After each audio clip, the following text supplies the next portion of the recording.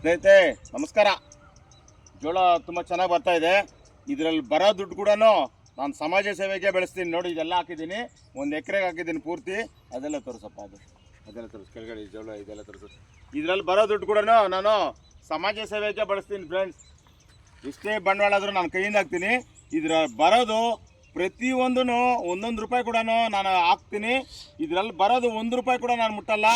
ಯಾರನ್ನ ನಿರಾಶ್ರಿತರಿಗೆ ಇಲ್ಲ ಯಾರಾದರೂ ಏನೇ ಆಗಲಿ ಪಾಪ ಅವ್ರಿಗೆ, ನಾನು ಬಡವರಿಗೆ ಯಾರಾದರೂ ನಾನು ಸಹಾಯ ಮಾಡೋಕ್ಕೆ, ಸೇವೆ ಮಾಡೋಕ್ಕೆ ಇದನ್ನ ಬಳಸ್ತೀನಿ ಸ್ನೇಹಿತರೆ.